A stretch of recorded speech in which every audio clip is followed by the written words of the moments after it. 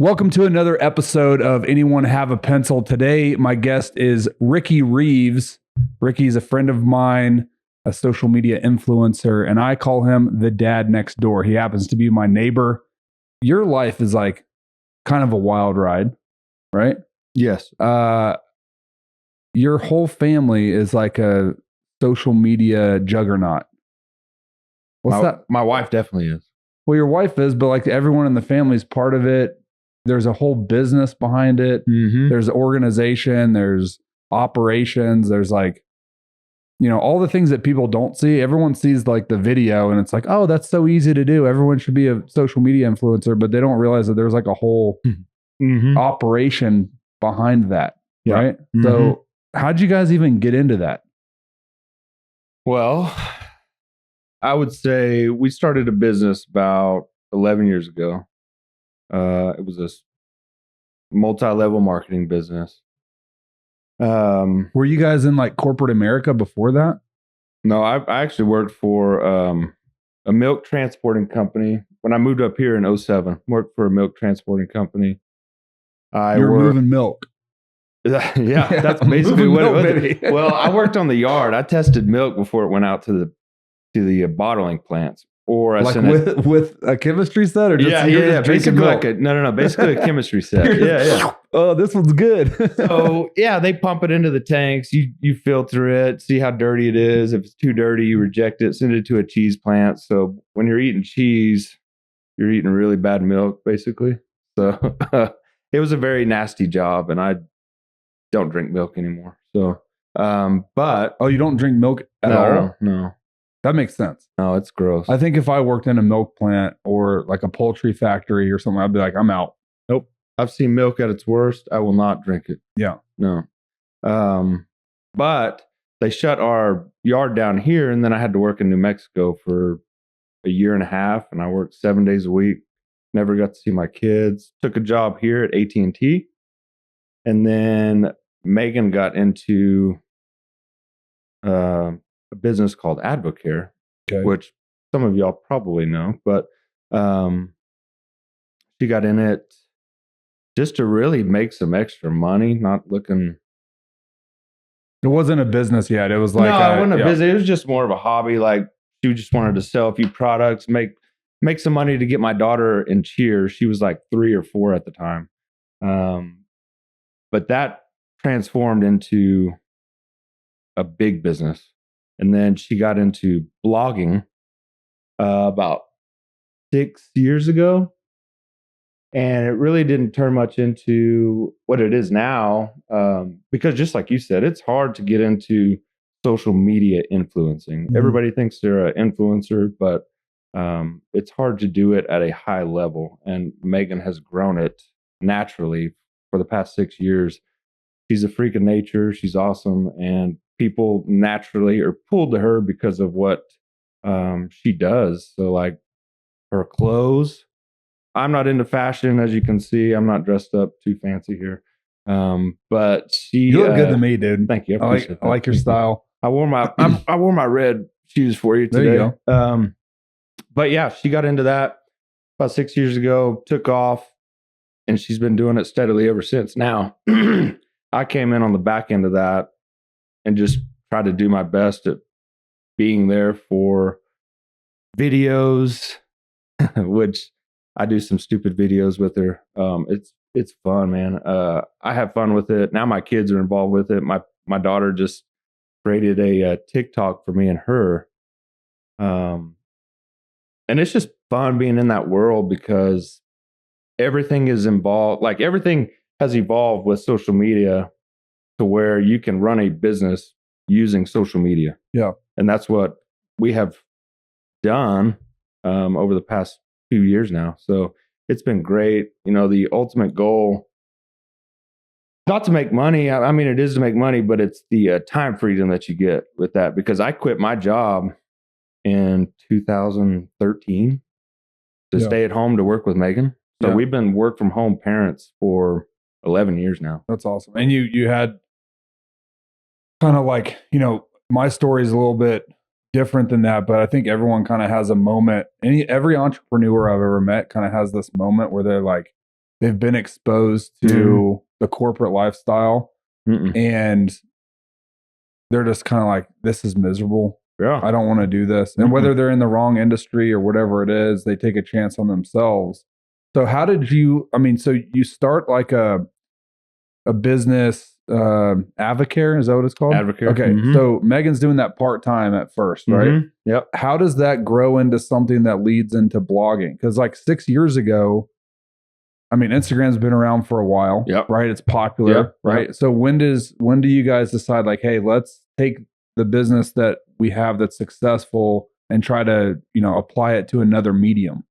I think she really got serious when she started noticing people like, well, what are you wearing? Where's your hat from? Where's your shirt from? Where's your shoes from?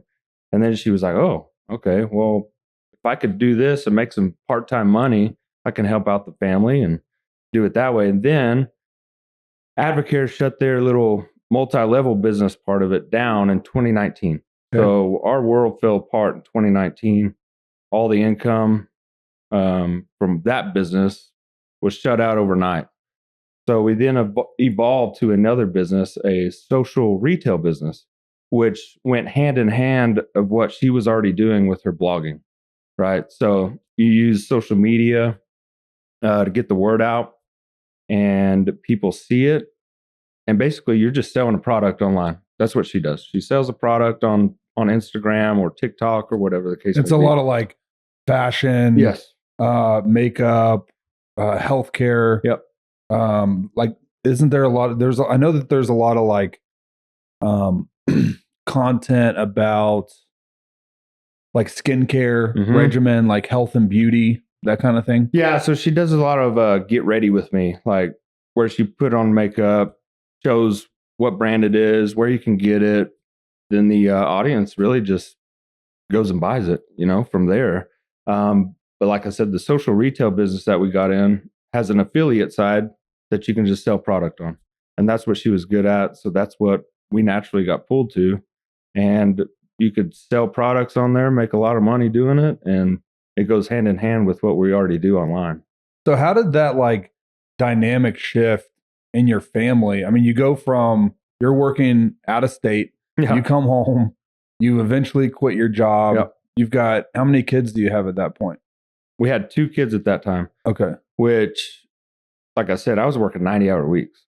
And I never got to see my first 2 kids crawls, walks, first missed it all. So when I came back here, that's when I switched to AT&T, which then they shipped me down to Midland and Odessa for a month at a time, every 3 months. So I was away from my family again. Yeah. Although I was closer to home.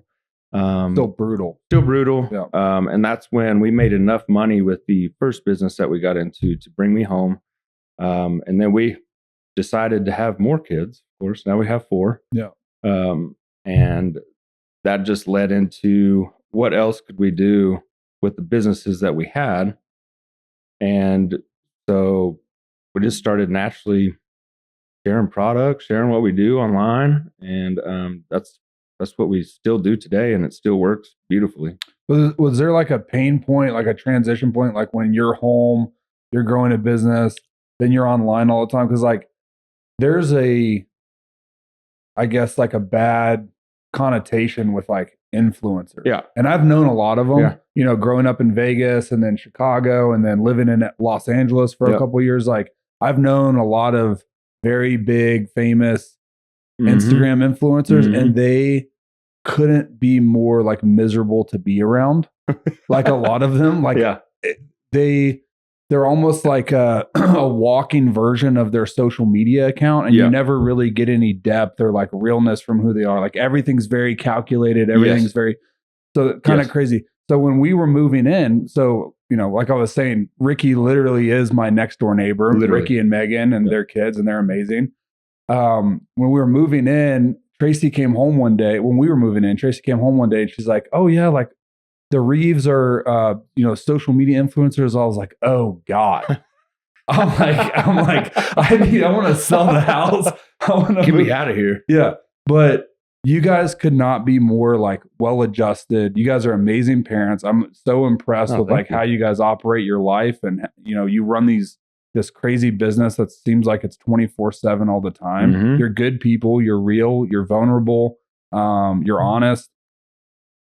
But there there had to be some like adjustment periods there where like you guys start getting famous on Instagram. Like, is there some pain points there? Like, Yeah, I think so. I think it was um, the biggest pain that I've had and I've seen is when people hate on my wife and they talk crap to her. I don't know if you get it, on social media or whatever, but they say bad things about my wife. They say bad things about my family.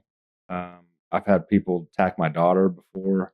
like in real life or just online? No, just online. Okay, just online. Like they send DMs To her personal accounts and stuff like that? Yes. Yeah. Yeah. So that's when it's for me, that's when social media is hard for me because it's like we are the same on social media as in real life. Yeah. Just like you described. Right. We're real. What you see online is what you get in real life. Like I came here, backwards hat. I don't care. It's just me. Just like Yeah. you said, be me. And I think that's why I think we've been so successful online is we are who we are online and in real life. Yeah, it's authentic. Right. It's Yeah, you authentic. guys aren't pretending to be No. anything you're not. You get the real deal. You guys aren't pretending to be a happy married couple. Like I can vouch, like they're very happy. They have a we are great happy. relationship. They argue and joke with each other like everybody else does, but they like truly love each other. And you guys are like really good parents. And I think you can tell a lot about people too with how they treat your kids. Mhm. And like you guys have interacted. I've got really, young ones. They're all half Yeah. the age of your kids. But the way you guys interact with my kids is like, I would trust you with them any day of the week. I think that's a great measure of how people interact. So how do you deal with that? Somebody in real life, we're in West Texas. This is like this whole area of Texas was settled by a bunch of people fighting off Indians. Yeah. And like they're tough and there's no bullshit. Yeah. And even today in 2024, if you go to a bar where we live and you talk shit, you'll get popped in the mouth. Sure you will. Like it is not passive aggressive. No. It's like, hey, be careful what you say. Yeah. Right? Throw down. Let's go. Yeah. So, Yeah. coming from that and being a man and wanting to protect your family and your wife, like how do you deal with that? How is that? Because you can't reach through the phone. And I'm sure some of those people you might even know that even talk crap. Yeah, that's the hard part is it's probably someone we know that has a burner account or something like that. And that's the hard part for me. It's like, how do you deal with it? Well, you just kind of have to roll it off your shoulder and go with it and keep going. I mean, block and keep moving. You know what I mean? But for me, it's all about protecting my family, protecting my wife. I had one time where someone literally put, I know where your daughter sleeps at night, stuff like that. I know the outline of your house, and that's where it gets creepy for me. So it's always like, okay, how do we protect ourselves? Well, we actually hide our house number on the appraisal district. Like you can't find us anywhere. Yeah, that's good. And it's just stuff like that you always got to be aware of your surroundings. Even when we're out, we do get noticed at different places, airports, Vegas, anywhere. Yeah. And it's scary sometimes, but you always just got to be aware of your surroundings and what you're doing, and make sure you're taking care of yourself and your family for sure. Yeah, that's so wild because like when we were in Vegas together and like women just noticed you guys on the elevator. Yeah. Because you guys have a huge following, mostly like female followers. Yes. I mean, it's all Yes. like centered around, Yes. health, beauty, fashion, stuff like that. Yeah. But it's so wild to see someone from like, Canada walk into an elevator and be like, Megan Reeves? And they're like, and then they turn, they see you, they're like, Ricky? Like it's so like, that's gotta be it's a wild. wild ride, man. It's a wild ride, but it's fun. I never would have dreamed we would be in the position we're in, but it's been a blessing. Just like I said, it's given us the time freedom that we've had with our kids. And with Megan, I get to work all day with my best friend, and it's been a wild ride, but it's been a great one for sure. Yeah. Mm-hmm. So what does that look like now? So I know you do a lot on the operations side. Yes. Like what's your core business now, and how are you guys building that out? Our core business now is just like the social retail business that we're in. That's our main income, main business. Of course, that goes hand in hand with Megan's blogging, but I also do a lot of investments. Some work out, some don't, of course, with any investments. Yeah. But I do a lot of crypto, a lot of, on the gold trading. I do a lot of stuff to help our money make more money. Basically, that's what I do. Yeah, it's like taking your retained earnings from your business and reinvesting it. Yep. So I think a lot of people would be fascinated to learn like kind of how that business operates, because when you're gaining a following and then you already have a following, people are reaching out to you, right, to pay you to represent a product. Mm-hmm. What is that like? Like, how does that, like, walk us through you don't have to name any names or anything like that, but like walk me through, like, someone reaches out to the Reeves family and they're like, hey, we want you guys to, showcase whatever. Mm-hmm. What does that look like? What are the metrics for that? As far as on the blogging side? Yeah. Metrics are basically like, hey, a company's going to send you this product, XYZ, and we want you to not only use it, because we're a firm believer in you have to be able to use the product, believe in that product before you put it online. Sure. Right? We just don't get stuff sent to us and put it online for other people to buy. Yeah, you guys turn down a lot more products than you accept. We're which firm I think believers. Is important. Yeah. Firm believers in you actually have to believe in this product that you're actually putting out into the marketplace. Mm-hmm. Or else you're just like you said, you're not real and you're just about money. So yeah. And you're peddling a shit product, and people are going to buy it and not buy any more of it, and then it's going to ruin your credibility. Like, hey, thanks, Ricky, for this crap product that you just gave me. Yeah. So I've had a few of them, like boxer companies. They send to me. I model it. I don't model it really. I don't model it really. I'm not a Calvin Klein model, but dude, we got to start your own OnlyFans page. Just you modeling boxers. I could do that. Yeah, I could do that. But yeah, it's just simple, man. They send it to us. You use it, share it. People want to buy it, they go buy it. I mean, it's pretty self-explanatory. It's a great business model. But we also do get a lot of products that we don't share.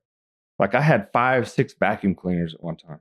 I know, we have one. Oh, good. When we first moved in, our vacuum cleaner broke. Oh, that's right. And I think Tracy walked next door and was like, hey, can I borrow a vacuum? Because we have all these, like, all the styrofoam and stuff from boxes. Oh. And Megan's like, yeah, I've got like 12 of them in the garage, so you can take one. No big deal. We had so many at one time. But when people reach out to you, is it like a flat fee, or is it based off of a per unit, or can you kind of like negotiate both of those things? Yeah. So Megan has a management company. Okay. So they take 20% right off the top. They do all the negotiations. They do all the reaching out to different companies, brands, and actually brands reach out to them, and then they send it to Megan. She says, yes, I believe in that. I want it. Let's go. Or she says, no, I don't want any part of it. So you kind of get to pick and choose there what you do.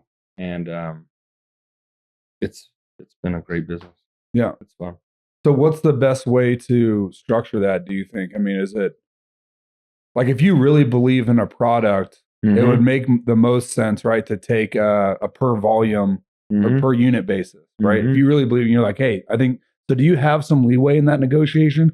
Like, can you call your management company and be like, hey, I want, 25 cents on every bottle that's sold of whatever? No, I mean, yes and no. I think it's just they have their standard. The company has a standards that they send to us. Okay. And like based on the marketplace for influencers, based on the marketplace, based on your views, based on your likes, based on any involvement with that post that you're going to get, that's what they base their metrics off of. Okay. Could be a flat fee. It could be a month to month type deal. 3 months deal. You're going to do XYZ stories, anything. Yeah. Stories, they have like reels. You got to hit X amount. Yeah. Yep. Gotcha. She also has like, isn't that crazy that there's someone's job? Yeah. That I know, that looks at conversion rates for number of likes, views, comments? I mean, because it's all inclusive, right? But that's what you base it off of, right? If you're not converting, then companies aren't going to want to work with you, right? Obviously, right? Because they're not going to see a benefit in that. You know what I mean? So have you ever like found out how they're like, do they value likes over messages or shares? You know what I mean? Like, I think they value what weighs the heaviest? the views. I think views are valued the most. I think. Okay. Because the more eyes you can get on that particular product brings brand awareness to those people. Sure. Especially, they also look at in your hometown, how many views are you getting here? A local business that does. Yeah, demographics. Yes. They're looking at. Look at demographics. Yeah. It's a big deal, a big complex thing that they look at. But that's so crazy. It's a lot different than tasting milk for a living. Oh my goodness, yeah. I just have this idea. Don't do it. I just have this idea of like you at a dairy farm, like literally just like sipping milk. You're like, if you had like a special, if you had like a special ability, you know what I mean? Where you were like, Ricky's the milk taster. Yeah. Where you could just taste if it was a little wrong, or good or not. And you're just like, that one's A, that one's B. Funny story. My kids actually, like when they tell people I used to work for a milk company, they'll say, well, he worked on a dairy. I was like, no, I didn't. Dairy. Yeah. It wasn't a dairy, but they always think that. It's like a processing plant. Yeah. Yeah. Yeah. Well, it's just like a holding plant for tankers. Basically, they go pick up from the dairy, bring it back, drop it off at that. Then the long haul drivers take it to the different plants. Right. It was a crazy business. I still like the idea of that you're sitting in like a little, everyone leaves you alone. You're just like, leave me alone. I gotta sip my milk. I'm just sipping on this milk. Oh, it was sweet, straight out of the cow. This one's about 3.5 hours bad, or like something like that. So, with that, I mean, like I was saying earlier, like I'm so impressed with your and Megan's, and Tracy and I have learned a lot too, just like being around you guys. Like you guys have older kids, you guys have been parents a lot longer. What's that dynamic like? And kids? Yeah, and like how do you manage? Because you guys are home, you guys work from home, right? You guys don't have an office to go to. You guys are creating content in your backyard and on your vacations together, stuff like that. But you're also being a parent. Like people don't see that online. There's a whole nother responsibility that's offline. So how do you guys manage that? How have you and Megan like made that work? I think we've made it work by involving the kids to a degree. Like you said, I coach my oldest son's or my middle son's baseball team, which is a lot of work, especially in baseball season. I'm gone a lot. Oh yeah, you guys are baseball. Yeah, my daughter's a competitive cheerleader, which takes up a lot of her time as well as our time. Whenever school's in, she's a school cheerleader. Competitive cheer starts in December, so we have busy times. Yeah. And then we kind of just roll with the flow and involve our kids to a degree because I don't like putting my kids online a lot just because of that protectiveness that I have. And I don't want to get attacked or my kids get attacked online. Well, and you want them to have like the childhoods that we have. Yeah, normal life. You want your kids to have the like distance and freedom to like mess up stuff and learn without having 2 million people looking at it. Yeah, that's where make a mistake. Yeah. What about you and Megan though? So like, during COVID, I had to work from home. I didn't have an office. Yeah.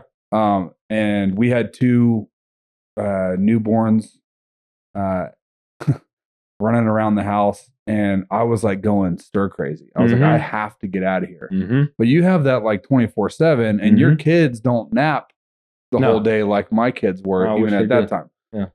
So whenever I'm trying to get something accomplished, I'm working from home, but you're always like visually available because, they'll just walk into your office and be like, Dad, I need this. Can you get whatever? So how do you guys manage that? And then like, how do you and Megan continue the love and like the dating aspect of your relationship? That's tough. Yeah. That's a tough one, Addison. So we I think the dating aspect is I try to do once a week, take her out on a date night, right?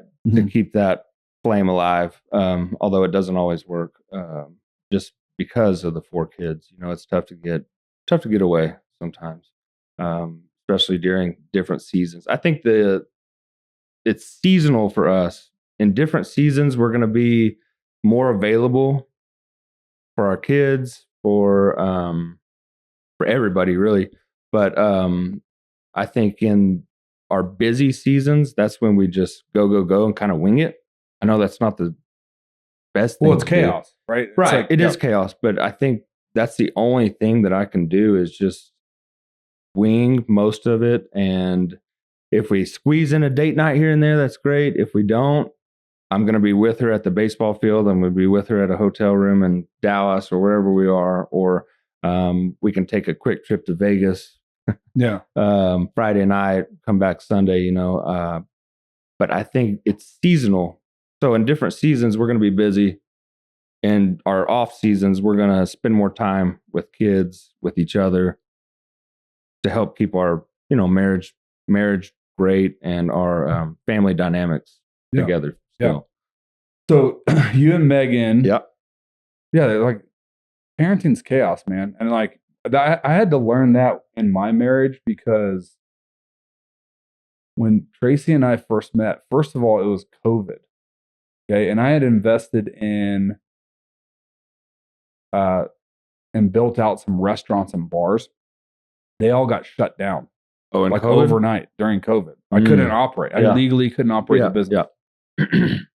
So we're living in Chicago at the time. I shut down the restaurants, the Walgreens, like the grocery stores, everything across. We lived in Ukrainian Village in Chicago. Everything's on fire. They're looting and rioting every day, all day. I heard about this. It was wild. I have a newborn baby at home. I'm like, we got to get the hell out of here. So we leave. I mean, God bless Tracy, my wife. I mean, she put up with so much. We moved 4 times in the first 4 years we were together.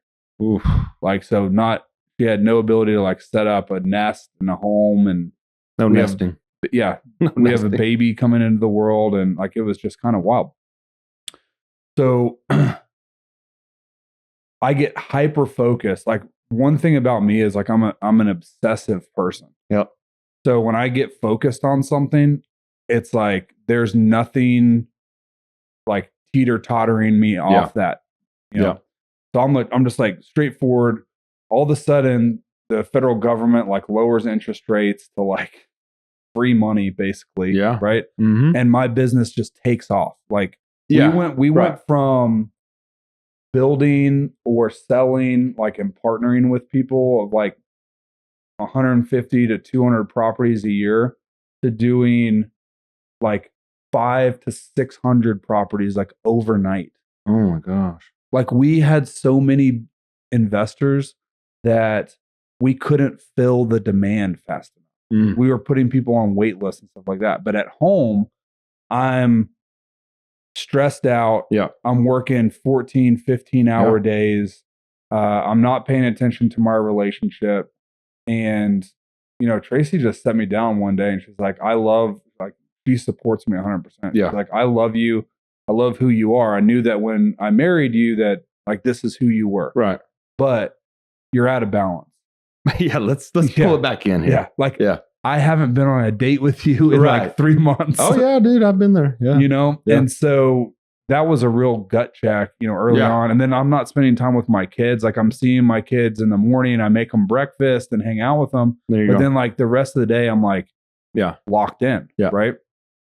So how do you guys figure that out? Cause like I've done a lot better job of it, like just making time for it and like balancing my life out. But like you guys are together all the time, but you're also working. So when does work stop and when does family time begin? Work never stops. Okay. Basically like that's family time's always an opportunity for some, you know, authentic moment. Yes. Right? So I remember that before my kids, it was Megan. I always keep that in the back of my mind. If that balance is out of balance, then everything else goes haywire. So if I'm not putting her first, before my kids, then something is going to go wrong. So if I'm not dating my wife, I've got to do all the things that I did to actually get my wife in the first place. Win her in the first place. Right. Yeah, remember that. You always got to do what you did to get her in the first place and keep that in the back of your mind. She comes first before my kids. Right. And everybody can do a better job at this. I can do a better job because I don't think we've been on a date night in like 3 or 4 weeks now. So, sometimes life gets in the way. Yeah, I mean, that's when it's like you got to check in. Chaos happens. You just got to find a 2-hour window there to date your wife at some point, basically. And it doesn't have to be something that's like grandiose. You don't have to go have $1,000 dinner and order a big bottle of wine. No. Sometimes it's just like, hey, do you want to like go to a yoga class with me, or do you want to go work out together, or go for a walk, or a day date at lunch, just alone time together. That's uninterrupted. Yeah, that's what we're talking about date wise. It doesn't have to be like we're gonna go to this concert. It doesn't have to be this like grandiose thing. And that's the other thing I get guilty of too sometimes because I let it lapse. I haven't been on a date with my wife for, let's say, 3 or 4 weeks. And I'm like, I got to make it up to her. So then I plan some big event and then, other people are there or it's like a big concert. And she's like, honestly, like we could have just gotten ice cream together and like hung out for an hour. One of my favorite things to do, and it's not R-rated, but we take a shower together every night. And that kind of gives us alone time to talk about the day, talk about anything, and without the kids. That's R-rated. Yeah, it's sort of R-rated. You can show a shower scene in a I can't show PG-13 movie. No, that's true. It's at least R. But it's like unless you're wearing like some weird like cover up. Do you shower with clothes on, Ricky? Yeah. I wear a bathing suit usually. You wear like Mormon pajamas in the bathtub. Gosh.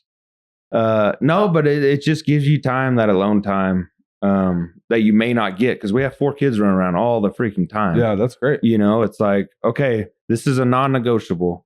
If we're home together, we're going to take a shower together. We're going to talk. And then usually we get in bed and that's, her time to wind down, probably scroll through some videos. Yeah. She really turns her brain on like at night, like scrolling through the videos. She's very creative, so she gets ideas. Yeah, it's inspiration for her. To do what she needs to do the next day. Are you the one that's like passed out already and she stays awake? No. I usually play a game at night called PUBG with my buddies from like Austin and Ohio. Okay. It's a little first-person shooter game. It's fun. Okay. But that's our kind of time to wind down if I'm not at baseball or whatever. But I think the non-negotiables is spend time with your wife.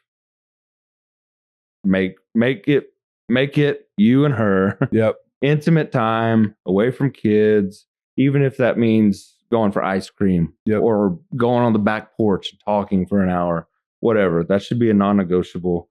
And that really helps everything else, your business wise, because if something falls in the pillars right there, your business is not going to go well. Your family dynamics are going to go down the drain. Yeah, and then everything else fails.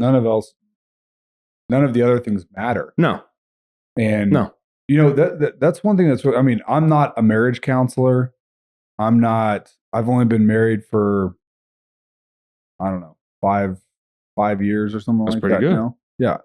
So I'm no expert. Yeah. I was divorced when I was younger. I married the wrong person in my 20s, and we were married. I was married for less time than a Kardashian.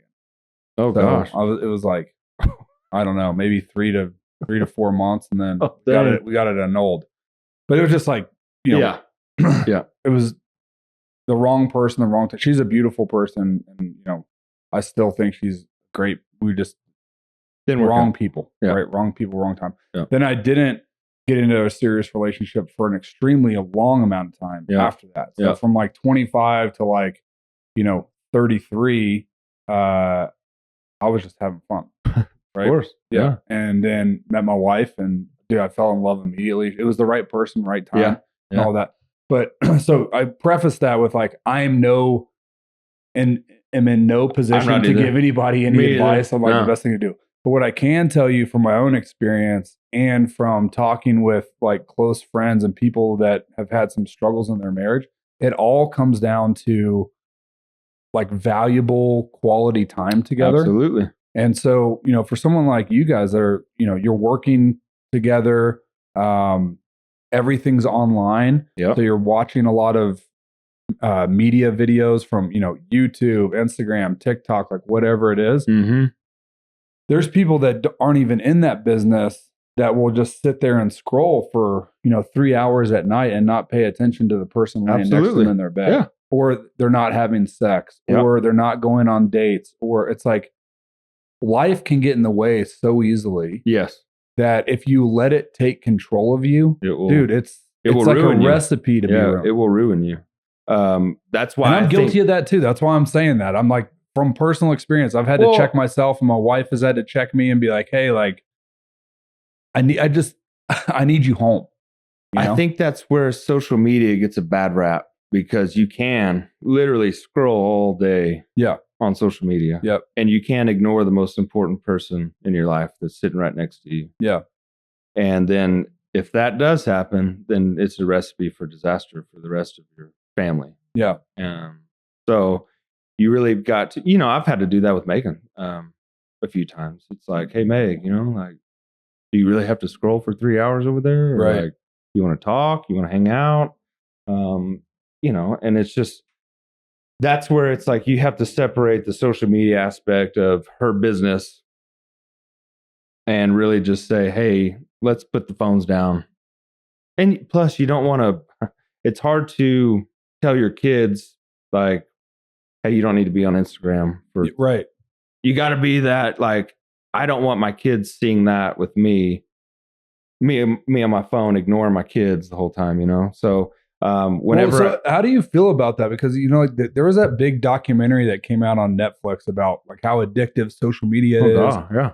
It increases suicide rates, especially in females that are between the ages of like 12 and little kids. It's crazy. It's sad, right? Very sad. But I think it's like anything. Like, I'm drinking a beer right now. Mm-hmm. I think beer and having a glass of wine or a cocktail every now and then, or having a few is fine. Everything in moderation. That's right. The problem is when you're drinking every day, all day, that's what kills you. Yep. Right? Yep.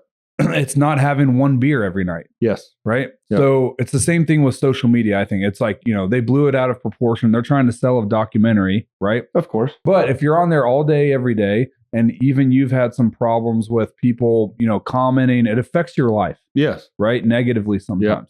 All the benefits outweigh the negatives. Yes. But there is still this like negative thing. So what is your outlook on that? Like you and Megan and how you raise your kids. What is healthy and how much exposure do you want them to have? None. I don't want them having any exposure. But dude, you're such a dad. Me too. I have 3 daughters, by the way. I'm sending them all to a Catholic convent in like Italy or something like that until they turn 30. They can start dating at 30. I think, like the iPhones. I don't like the iPhones for kids. I truly don't, because there's so much access to anything in the world out there. Yeah. You want to protect their innocence. Yes. Yes, for sure. So like my daughter didn't get a phone until she was 13, I think. And that was only because she's at cheer so much that maybe she gets finished early, whatever, what have you. Yeah. And we don't want her being alone at cheer. So we have to go pick her up early. But that's the only real reason that she has a phone. I didn't get a phone until I was in 8th grade. 8th grade? Dude, I didn't have a phone until I was 17. Oh, gosh. Well, my dad got me a phone. My dad got me a phone so that he could basically yell at me that my chores weren't done. Yeah. So it ended up he would just like text me like, do your laundry. Well, it was the old school Nokia phone. Remember the little snake on it? The little square snake game.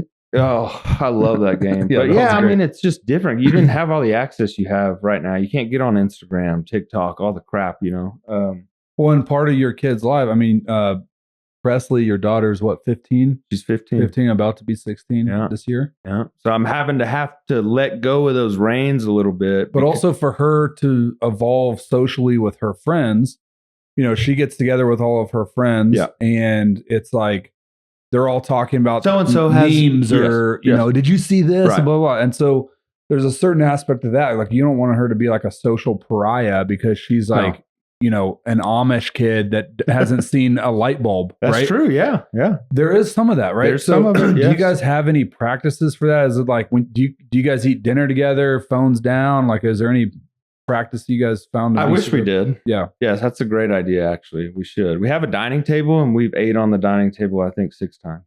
Yeah. Yeah. Mainly at Christmas and Easter. Ours gets used as Thanksgiving, Christmas, and then also whenever the girls want to do arts and crafts projects. Yeah, go on the That's dining the room. dining room table. Yeah, I mean, I think it's a great idea to do that. Actually, I usually eat dinner standing up over my kitchen counter.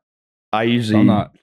I kind of switch between the island in my kitchen and my bed. I actually eat in bed sometimes because I mean, sometimes you don't get home from baseball, sports till 10 o'clock at night, you know, and then it's like, oh, I'm freaking tired. Like, I'm just gonna eat in my bed. Yeah. But just like you were saying, like, Presley has a rule. She turns her phone in at 10 o'clock every night, so she doesn't have access to all the stuff at night. Now that wasn't the case when she first got it, but after listening to all the stuff about, you know, what goes on at night with phones and whatever, we just decided, hey, this is the best thing for her, for us. Yeah. To make sure she's not doing or getting sent anything that we don't want her to get sent. Plus, Megan is like an admin on her account, so she can see every message that gets sent. Okay. Every video. Do you have oversight? Yes. Yeah. Yes. I love that. Yes. I think every parent should have that, to be honest with you. Oh, absolutely. I mean, you can trust your kids, but I don't trust other kids. No. And I want to be like, well, I trust my kids, but it's like, do you trust the world that they're watching? Right. No, I don't. Yeah. Like, especially right now. Yeah. So it's like, what can I do to protect her? So we do that. And then, like I said, we created a TikTok. Me and her, we make stupid videos. We just created that. She does not have access to TikTok. It is done either on my phone or Megan's phone. Okay. So I don't like TikTok at all, to be honest with you. Okay. I just set up a TikTok account yesterday. Oh boy. But that seems to be like that's like the new Instagram. It is. You know, as far as like views and who's on there. And I think you can use it for good, but I also think you can use it to really get sucked into bad stuff, like where you're watching it nonstop. Yep. Just like you said, It's ignoring the family that you created. And that's where it's hard for me because I don't want them seeing that. Like whenever I'm with my kids, I'm present. Like I'm there. I don't want to have my phone. I don't want to look at it. Whenever I'm at the sporting events, I'm there. I don't do all that. So I think that's very important. Like when you're with your kids, to be present with them. You know what I mean? Yep. And not, you know, like this while they're playing sports, you know, down on the phone. Yeah. That's a problem. I'm guilty of that a lot, man, because my business is like so. Yeah. I mean, I'll be answering emails or like on the phone at like 10, 11 o'clock at night sometimes because I have people on the West Coast that I'm doing business with. Yes. Right. Yes. But the one thing that I've worked on is just like, what you're doing with your kids is like, you got to set healthy boundaries. You have to. Like, I got to turn my phone off. And I'm not great at this all the time, but like, I try to turn my phone off. I plug it in and I turn it upside down and turn all notifications off. Yep. Normally around like 10 o'clock. Yep. And then I sleep. If I sleep, I'll fall asleep at like, 11, 12 o'clock, and then I wake up at 7. I don't sleep very much. 6:37. I don't sleep very much at all. But, I think that's what you just like you said, healthy boundaries. And it's up to you to determine those boundaries. But what about your younger kids? Are they interested in that? My 11-year-old, or he will be 11 on the 24th of this month. He wants an iPhone. He's not getting an iPhone. I can promise you that. I just What's he ordered want it for? to talk to his friends. Okay. That's his main goal, is to talk to his buddies, text his buddies. So we actually got, I don't know if you've heard of Bark. Yeah. So I got him a Bark phone. So those are all locked down. Yes. Yeah. So you're in control of it. You can control what apps are on it, who they talk to, when they talk to them. Very smart. It's got the location setting on it to where you know where they are at all times. Yeah. Which is good. I like that do aspect they make of it. Watches too? I don't know. Or is that another company? There's a company that makes like kids, like, Apple Watches. He had an Apple Watch, never wore it, hated it. So I think he just wants the phone aspect to look cool like his buddies. Because just like you said earlier, like all of his buddies have a phone. And he's all like, of his 11-year-old buddies have iPhones. And I'm like, bro, you're 10 years old. You don't need a phone. Well, he's 11. Well, he will be 11. I mean, dude, if I had an iPhone when I was 11, holy Lord knows what you get into, right? Dude, I just would have been watching porn like 24/7. I just would have been like. Hence why I don't want them to get iPhones. Dude, I had to wait for the Victoria's Secret catalog to get delivered like once a month. You know what I mean? Man, if I had a phone when I was 11, I'd probably be like, I don't know. I'd probably be like an albino living in a cave or something right now. Yeah, that's crazy. I mean, just to think about that, I'm so glad I didn't have any of those distractions when I was a kid. Oh, me too, man. I mean, but that's what our kids live with every day. You know, and it's scary. It's a scary world, and you want to protect them at all costs, but at the same time, it's like, man, you got to prepare them for, like, my daughter will be 18 in 2.5 years. Yeah. It's Isn't that scary. crazy? Yeah. Are you prepared for that? No. I'm not prepared for her to drive. Yeah. Like, I'm teaching her to drive right now. And it's terrifying. Are you letting her drive? She's an awful driver. You're drive. Do you, like my dad, when he was teaching me how to drive, acted like he had a steering wheel and a brake on his side of the car? And so, yeah, he'd be like, "No, my dad, you don't have anything over there." That's hilarious. Do you have like reactions for that? You should set up a GoPro with the passenger side of the car whenever you're driving with her. Dude, that's a great idea, actually. So whenever she's, she'll turn on a left blinker, turn right. She does a lot of stupid stuff driving. Yeah. But I think that's a great idea. Set up a camera in there because I freak out. Yeah, I do. Yeah, there was just like a reel of your reactions. Mm-hmm. Yeah, I could do that. That would be hilarious. Yeah, it's just scary for them to get older because of the world we live in. It's just terrifying.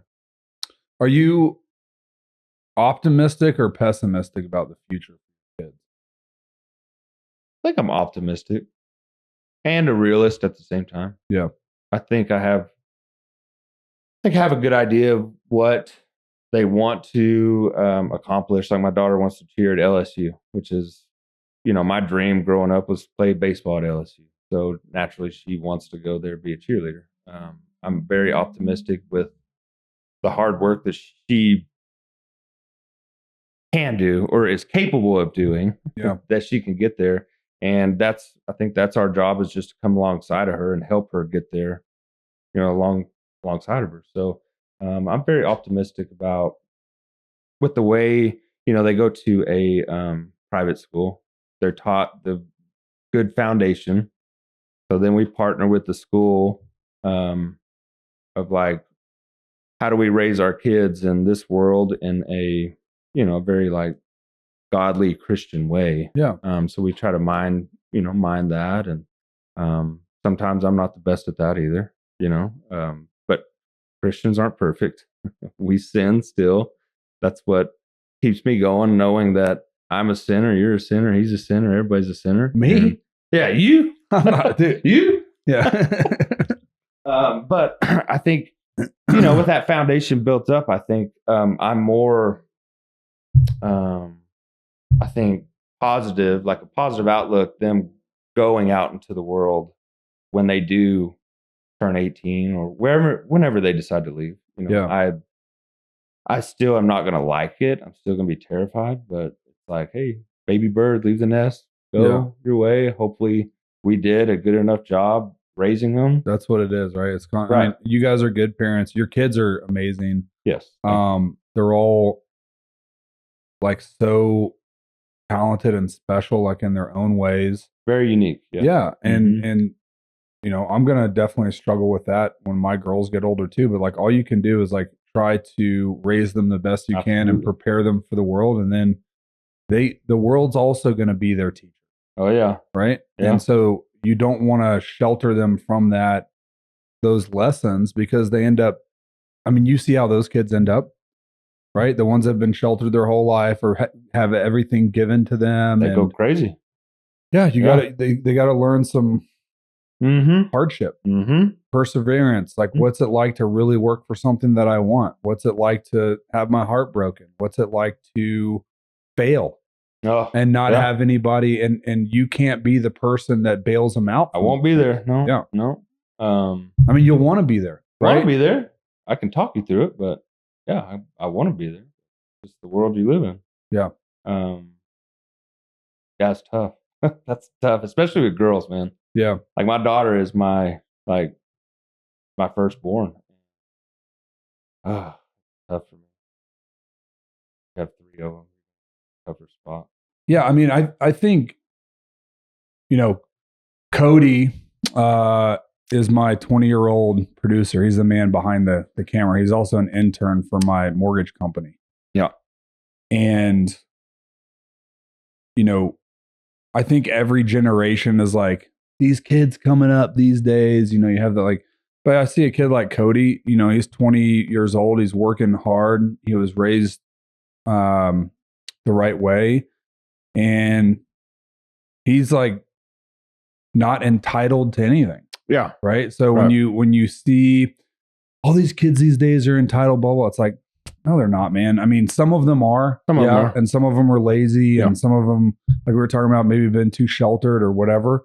But there's still some really like bad motherfuckers out there. Yeah. Like, I just want to say it that way because, and I honestly think, you know, Dana White said this too. I saw him in an interview saying this, and I couldn't agree more. It's like, there's so many, I'm optimistic because the world is so comfortable and everything is so good, right? But it's led to a lot of like soft people, a lot of people that don't want to work hard for anything or feel entitled or whatever. And this is not a political statement. I'm just saying in general, Western culture is like soft. Yep. Right. But if you can be disciplined and if you can work hard and fight for something that you want, like really fight, like, and I'll get into this in a second. Like, I think you will clean up in today's world because no one else wants to do it. No one else wants to do it. And, you know, whether it's real estate or, you know, plumbing or roofing or like the trade businesses, especially like, dude, I know guys that are just cleaning up in those industries because nobody else wants to do what people consider like, you know, uneducated labor. Yeah. Right. But it's a specialty. Right. Yeah. And instead of going to school for, you know, 8 years to get a doctorate in, you know, political science or sociology or anything like that, and then sit around and like judge the world for what it is and be angry at the world. There's some bad motherfuckers out there right now that I promise you are going to be super successful because they have a goal, they have a vision, they're disciplined, and they're just going to not quit. Yeah. That's like 90% of it is just like, I'm going there, don't quit. Yeah, I agree. You know, and I think that's the thing that's missing in the society. Well, it's like when I grew up, you know, I had a job when I was 15. I paid for my vehicle. Yep. I had to. Yeah. My parents were broke. They had no money, so I had to pay for my own, basically my own way. Yep. And I was taught that was value of hard work right there. Like, if you want this car, you're going to have to work for it and pay for it. Like, okay. Yeah. I got it. Yeah. I'll go do it. I think the difference is too, is like, excuse me. You know, my dad was that way. Work hard, you know, do the same job for 30 years, contribute to your 401k, blah, blah. Yeah. I think hard work is definitely important. Yep. but it is not what makes you wealthy. No. Hard work is not what makes you wealthy. No. Finding an opportunity and believing in that opportunity, and then, like I said, just not quitting, that's what makes you wealthy. And then investing your money wisely from the things that you get from that endeavor. Yep. Right. So, laborers work really hard, but they're never going to get wealthy. Right. Why is that? It's because a lot of times they lack the education on what to do with their money, right? Or they're supporting a family. Yep. But the other thing is like discipline, like financial discipline of being like, okay, like if you can make 70 grand a year and you can live off of 50, you're better than like 95% of America. Absolutely. Yeah. You know that? Yeah. Did you know that like, I think you can fact check me on this. I think like 85% of Americans don't have 1 month's worth of living expenses saved up. Right. Yeah. They have no reserves. That's what's keeping you from being wealthy. Yeah. That's what's keeping you from being successful. Yep. That's what's keeping you from betting on yourself and being like, I'm going to go into business for myself, or I'm going to, take a job with a company that has a lot of growth potential, but I'm not going to make as much as I want to. You know what I mean? Yeah, I do. And so find those opportunities, man. Like stop with the immediate gratification of, I need all of this right now. I'm going to be a TikTok influencer. Like how does that work out for most people? It doesn't, right? You guys are an exception. It's like you guys are like the NFL players of social media. Yeah. It only works out for like the 1% of the 1%. Well, I think it's just like you said, you want the instant gratification, which means if I'm not a TikTok or Instagram influencer the next month, I'm done. I'm not going to do it anymore. Right. Yeah. You lack that hard work and dedication to get there. Well, same in podcasting too. Did I send you that video the other day? Like, yeah. Everyone during COVID started podcasts. There was like, I don't know, my numbers are probably going to be way off, but let's say 750,000 podcasts, during COVID. And then they all gave up. Yeah. And so now there's, 60% of those podcasts are still moving forward. And I think it's even less than that. So a lot of it is just like a war of attrition. Like, I'm just going to keep moving forward. People see your business and Megan's business and they're like, oh, that's so easy to do. But what they forget is like, we've been building this for 15 years, dude. Right. Like, you know what I mean? Yeah. You look at success and you think it's overnight. There's 15 years of a grind that went into doing exactly what we're doing. There's no overnight. And how do you teach that to your kids?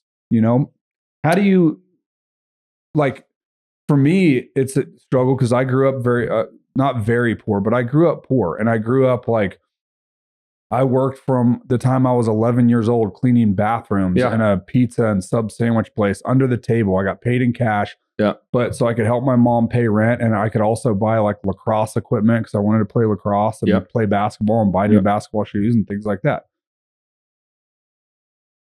How do you have your kids have that same experience now that you're successful? I think by not giving them everything that they want. If they truly want something, we'll say, okay, what do you want? Yeah. How much does it cost? Okay, well, you're going to do some work to earn that money to buy that if you really do want it. Because we don't like just handing over everything. You have to work at it for sure. They do things around the house to earn money. They do chores. They do other than their normal chores, like taking out the trash. I'm not going to pay you for that. That's your normal chore. Yeah. You know what I mean? Yeah.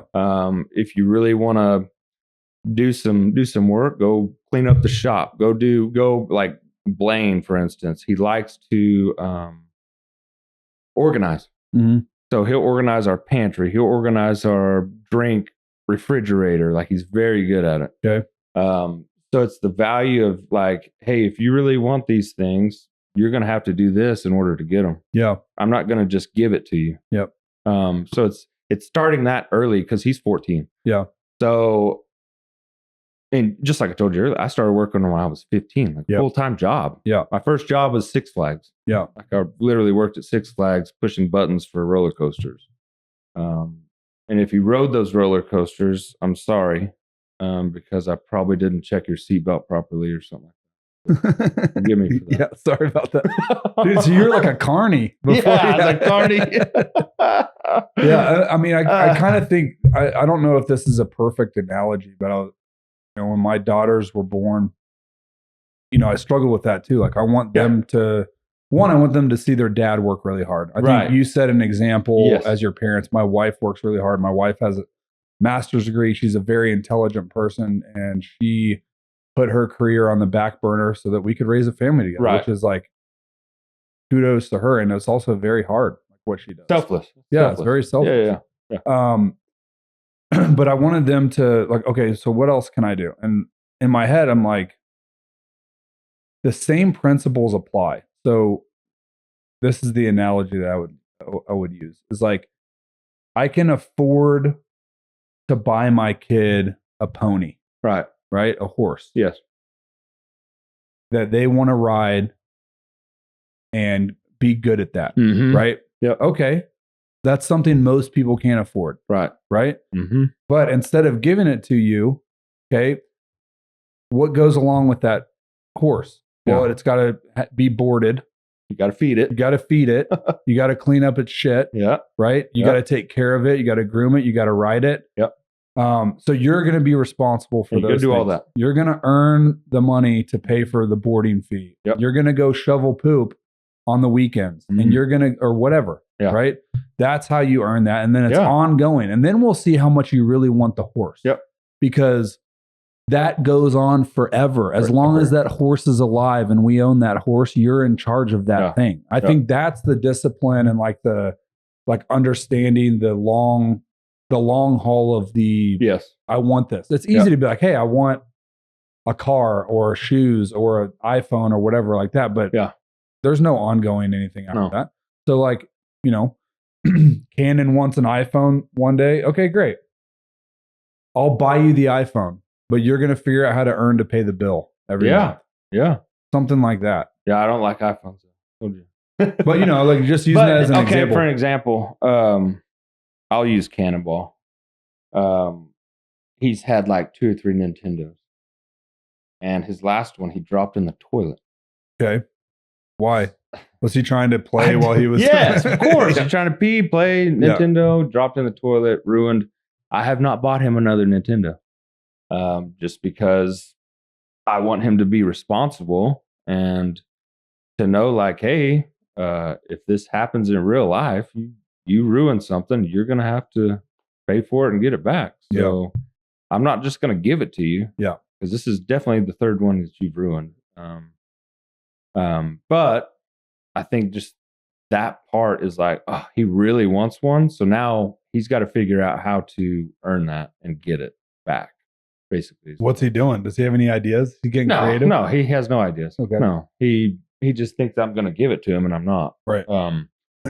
So I think that's what you got to do is get creative and figure out a way for them to work and try to earn whatever they want instead of just give it to them. Because it's easy just to give it to them. It's easy. Yeah. Where some people may not be able to give it to them. That's where it's like, okay, how do I get my kid to see the value of hard work and to earn whatever they want? How do we do that? Yeah. So, do you have like a philosophy on like how you live your life? And I mean, some of it's very obvious, right? Like it's based in Christianity, being a good dad, being a good husband, things like that. But is there like any other philosophy or things that you've either seen or the way you were raised or maybe you read that like helps you that you go back to?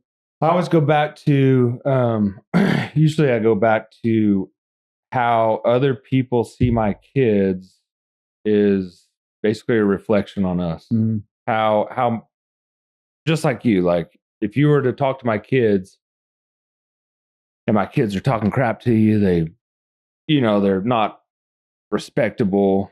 I think that's a reflection on me Yeah. as a parent. And that's, if I'm gone, I want my kids to carry on those same values that I've instilled in them. Like that's, if somebody talks to my kids, I want them to see me out of my kids, Yeah. like, and that's how I treat people. It's like, I want to be respectable. I'm going to give you respect so I can get respect. And I want my kids to do the same. I've always taught, yes, ma'am, no, ma'am, yes, sir, no, sir. I still say it to this day. And that's how I treat, my baseball team. I treat my kids because baseball goes hand in hand with life. I think just instilling values into the young men that you're trying to raise as baseball players, also raise them as young men. Yeah. And they're going to be out in the world at some point. So I want to be seen as that person rather than just, a baseball coach. You know what I mean? Just, instill values in the kids. Yeah. But I want my kids to be a reflection of me, and I want other people to see that whenever they talk to my kids. That's the main thing I live like. If my kids like treat other people like crap, then I've failed. Yeah. Basically. Yeah. You want them to create good human beings. Absolutely. Yeah. You have to. Love that. What's the best thing you've ever spent money on? The best thing that I've ever spent money on. Ooh. I would say life insurance. Life insurance for sure. Wait, on you or on Megan? Both. Okay. Both. Yeah. Well, I just think it's you can spend money on anything, like my car, whatever. But I think it's the best thing I've spent money on is probably setting up my family for the future. Taking care of my kids and their future. And we have 4 policies on them. Have policy on Megan, myself. I think just I don't like materialistic things. I know like I have nice materialistic things, but I don't put value in those. They're just things. Yeah. And I think I don't know. I think future, my kids. I think putting money on my kids. Yeah. Spending money on that. Building relationships. I think going to Vegas with y'all last week or 2 weeks ago was a very good purchase because we got to know y'all more. Yeah. And I value relationships as, because that's what we're in. We're in the relationship business. So I would say my car, but I'm not going to say the car on here, the name of it, but yeah, my car would be my favorite purchase. That's your favorite purchase? No. That's your favorite, yeah, selfish. Dude, cars and watches, man, those things I know, give me all the time. It's tough. I got too many of both of them. I think anything that improves your life for the future, I think that's a very good purchase. Yeah. Yeah. I just don't see material things like, I don't like that. I don't like spending money on material things. Yeah. I let Megan do that. I get that. I mean, when someone asked me that question. That's a tough question. Yeah. I thought about it. I was like, I think the best money I've ever spent is like dating my wife. That's good. Like spending money on us and like taking vacation. Like we have young kids. So if her and I want to go to, Mexico or Europe or Asia or something like that, I've got to spend a lot of money on that trip. Yeah. But also to like have someone stay with my kids to give us a break so that we can just have like, 4 days together or whatever. That's been a big shift because before I was just like, man, that's like a waste of money. Yeah. Right. Like I'm American. I can stay in America and just like, we can hang out by our pool on the weekends or whatever. Right. Yeah. But like, it's not the same. It's like, you're going to spend, That's a great point, dude. My babysitter would be a very good purchase. That's huge. Well, because we have her on salary. So like is available whenever we need her. Yeah. That's a great point. Like, That was a big one. And I think the other big purchase, like most people, when they ask me, and when I talk to investors and stuff like that, and they ask me about buying a house, like to live in, I'm like, that's not an investment. No. It's not going to ever pay you back. Yeah, you can borrow against it, pull some equity out. That's great. So I've always had like a negative view of like owning a primary home. Yeah. But the second biggest thing I've spent money on is our home. Yeah. Because it allows my wife to plant roots, to, meet our neighbors, have a lifestyle there that's like, hey, we're not moving. Yeah. And this is our home, and just like having a place you come home to, you create memories in that's like yours. I don't know that you could really put a dollar value on that. I don't look at it as an investment. Yeah. I leave it off of my asset statements. Like I don't list the equity on my, net worth or anything like that. Yeah. Just because mentally, yeah, I think that's kind of, yeah. I think it's more for me than it is for the bank anyway. Yeah, for sure. But yeah, that was a huge investment. I mean, we didn't own a home until COVID happened. And then, oh my God. Yeah. And we bought two primary homes. Neither one of them ended up being our, forever home. Yeah. And now we have our forever home. And that's been like the best investment.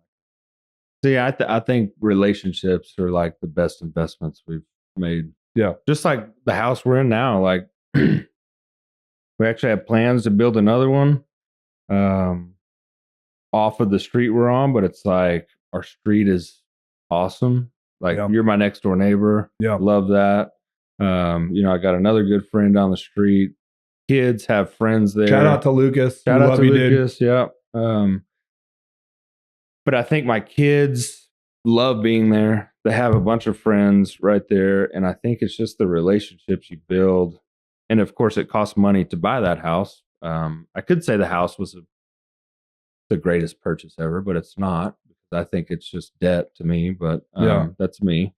But it also has led to great relationships that we never would have had without that. Right. It's weird. I don't know. And just the memories you create there with your family, man. I mean, I think back to I moved a lot as a kid. And actually like when I was in first grade, we moved to Las Vegas when I was young. Shout out to Vegas. Yeah, shout out to Vegas. And we had this house on Stafford Springs Drive. And this is like before Vegas was like built out, right? This was like one of the first like master plan communities in Summerlin. Yeah. Right off of the 95 freeway exit. They hadn't even built the 215 yet. Nothing was up by Red Rock. None of that even existed. Yeah. Right. So I remember moving in there and then all of the kids on my street and like having those memories. Well, my parents got divorced in 5th grade and I moved back to North Carolina. My dad stayed in that house. So that's where I'd go visit him and all that stuff. My mom kicked me out of the house, or kicked me out. We just came to an agreement that I shouldn't live with her anymore. And so I moved back in with my dad when I was 16 and I moved back into that exact same house. Oh, wow. And finished high school there. That he lived in that house when I was in college. He lived in that house after I was in college. Like that was my home. Yeah. And because I moved around a lot and had to make new friends everywhere and all that stuff, I'm still friends with some of the kids that I met in 2nd grade on that street. Wow, that's wild. And like that's the house. When someone says like, where do you grow up? Even though I grew up kind of like all over the place. Yeah. That's the house that comes in my head. When you're like, hey, where'd you grow up? I'm like, that's my house. Wow. And I want my kids to have that. Yeah. Oh yeah. Me too. Yeah. I think we're well on our way to that. Like I said, my kids love being there. I don't think they'd change it for anything. We've been there. It'll be 4 years in September. So yeah, love it. We've had plenty of memories there. It's been great. So what's next for you guys in your business? Anything you guys want to talk about or any plans for the future?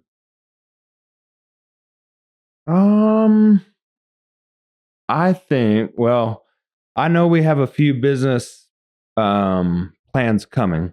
Okay. I don't know if I'm supposed to say them or not. You don't have to. That's not a big deal. Well, we do have other business plans coming. Like I said, Megan's very creative and her mind thinks like all the time. So it's like living with a wizard. Like a wizard.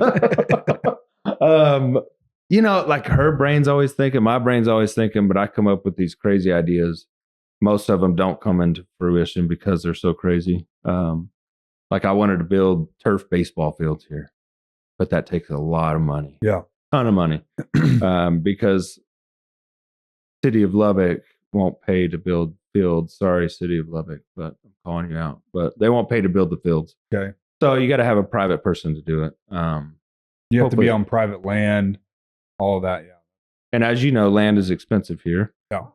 Actually, it's not. It's not in the grand scheme of things, Yeah. but it's expensive to build baseball fields. That's my ideas. Yeah. Like I'm a baseball person. Like if it was up to me, I'd play baseball every day and watch my kids every day. But we do have business plans coming in the near future. So yes, there will be more businesses coming. Cool. So where can people find you guys if they wanted to follow you? You can go to it's just Megan Reeves on Instagram. Megan's with Magen. Magenreaves. Mine's Ricky Reeves 3. Come find me. I don't do much on there. Actually, I do. I like to have fun on there. But Megan is more of the.